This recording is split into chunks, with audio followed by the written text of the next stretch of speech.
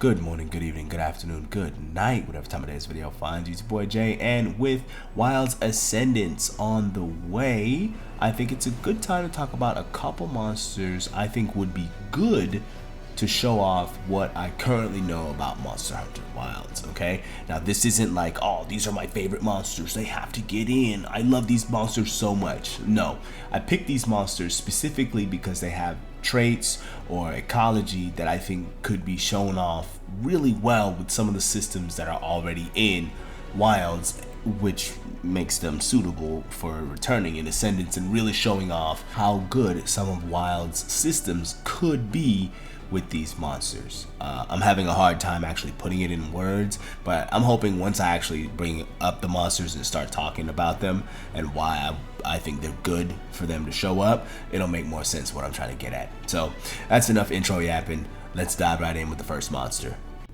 That first monster is going to be Yamatsukami, a monster I haven't actually fought in his original game, hence why we're looking at Stories 3 footage right now. But I need y'all to go check out Headhunter 445's channel. Alright, he's got like a guide to hunting Yamatsukami, and he uses just text on screen, so you can get like all of the audio from the fight and see what it's looking like and how it was back in the day. But it's been so long since we've seen Yamatsukami in a game, and with Lao Shanlong making an appearance in Ascendance's trailer, it would seem like the giant siege monster quote-unquote slot has already been filled. But I would think that Yamatsukami would make for great title update content, right? So they can pour extra love and extra things into his fight and give him a glow up on the level of Fatalis, Alatreon, and Amatsu, since it's been so damn long since we've seen him, right?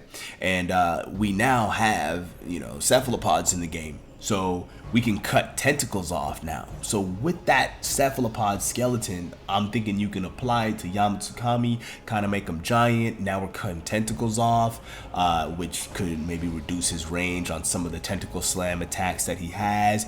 Maybe Capcom, Capcom likes to inject gimmicks and stuff, but maybe they can tie some kind of gimmick with, oh, these attacks won't hurt as much depending on how many tentacles you cut off, blah, blah, blah, blah, blah. But I really want to see a Yamatsukami glow up with the tentacle severing that we have now.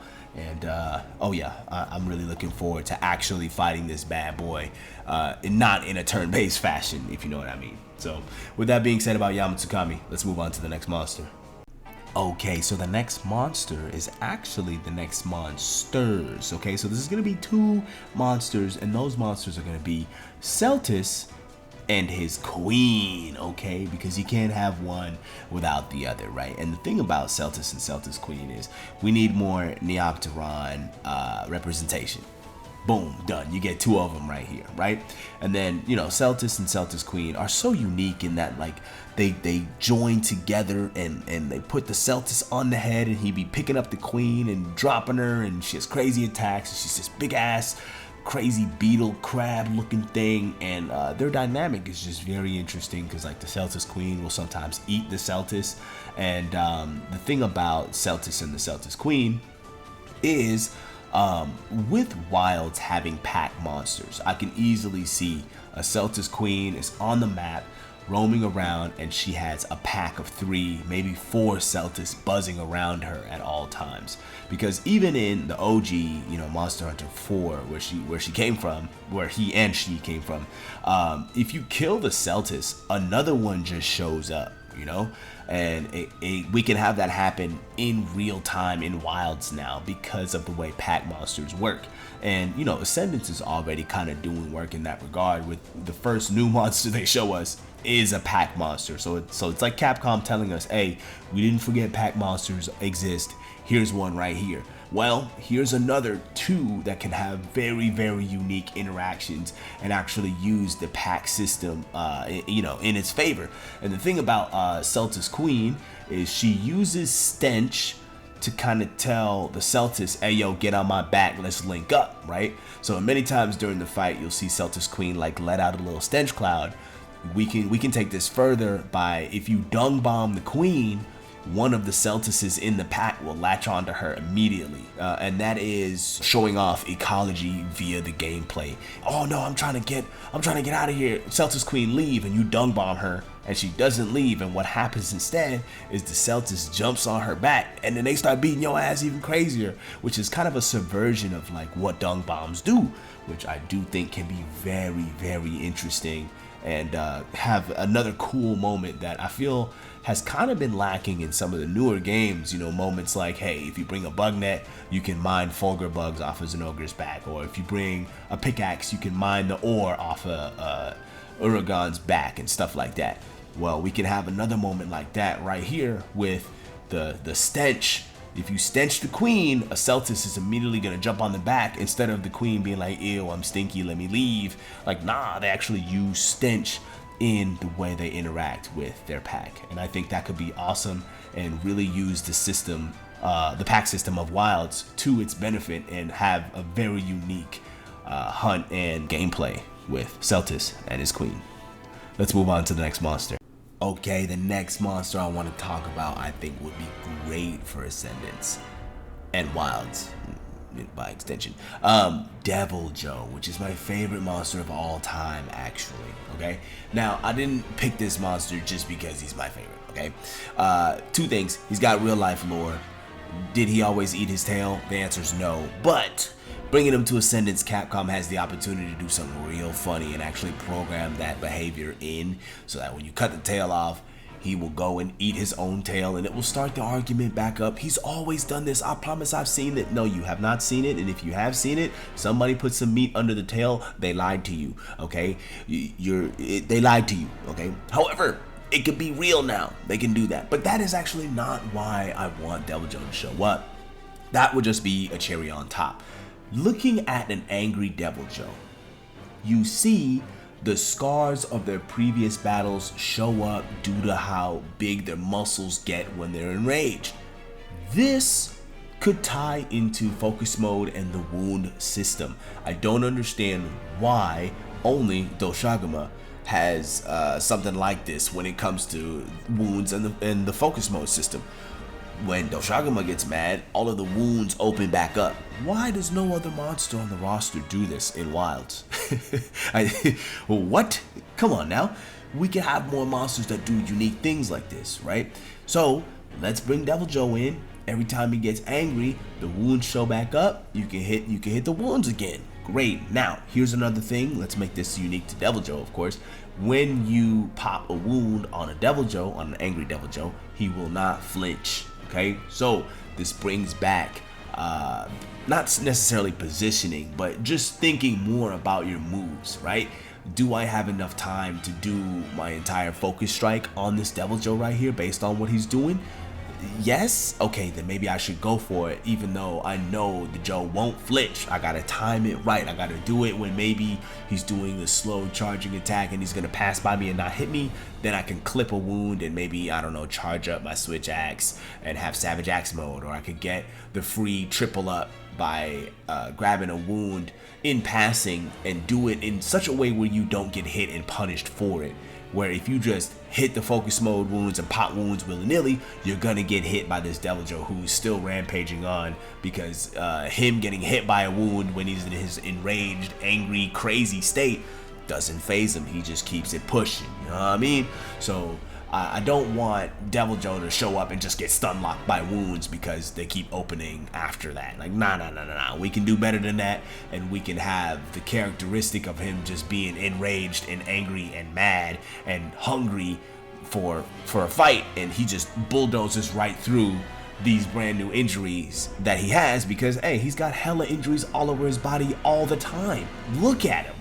We also have to consider that Devil Joe is an invader, right? And that's one thing Wilds is missing, is a monster programmed to find you and mess up your day. Now, Joe has been one of the oldest invaders in the books. I would love for Joe to accompany another brand new invader that they make up for Ascendance, because like we can't have two invaders, right? Like Basil Goose and Joe existed at the same time in World, so we could do it again.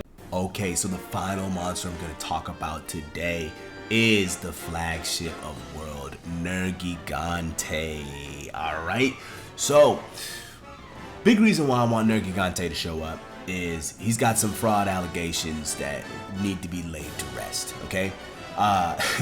Anytime Nergigante shows up, he's supposed to be the eater of elders, but we've never really actually seen him like kill a full powered elder, right? Like he stole our kill off of Shara Ishvalda after we already fought it and we thought it was dead. It woke back up. Then, you know, Ruiner shows up, takes a bite, and it's like, oh, okay, like, okay, fine, he caught a free meal, that's cool. We also see him interact with Teostra and Lunastra, right? But he dipped like a chicken nugget, not trying to get tag teamed by both Teo and Luna. Makes sense. So, yeah, him being the eater of elders, I just want him to put the fraud allegations to rest. And I think it'll be nice to see him have more interactions with elder dragons that weren't present during his last outing, right? We know that Ascendance's story is going to focus on elder dragons. They said it in the director note, in the director message that they put on YouTube, you know? So they're like, yo, elder dragons are going to be a huge part of Ascendance. Great. Now, Nergigante has a great reason to show up in Wilds, right? People are like, yo, I want to see Nergigante in Wilds, and people were like, what's he going to eat? Ain't no elders in this game. Well, Ascendance, they said, hey, we're bringing the elders this time. Great. Bring Nergigante. I want to see him interact with more elders. For example, off the rip, he's going to be interacting with Gore and Shagaru, right? So maybe Gore is an easy meal since it's a demi-elder. He's not quite full grown yet. You see Nergigante show up, put Elder down, and that's really going to help elevate where Nergigante's standing is, because Gore Magala in Wilds is a goddamn menace. And then you're gonna see Nergigante show up and just tear him a new one because he's a demi-elder and he's strong. And then maybe a Shigaru shows up and he has a harder time with Shigaru because Shigaru is that beast, boy. Shigaru, wee, you know. And maybe Camilio shows up here. Maybe a Malzeno shows up. So yeah, I'm just looking forward to seeing Nergigante interact with other elders that weren't present during his last outing. And we also have weapon skills as a mechanic. So maybe the Nergigante weapon skills have a weapon skill that deals more damage to elder dragons because, well, he's the eater of elders. That's his thing. So there's so many unique plays that can be had with Nergigante showing up, and with a story that's going to be focusing on elder dragons yet again.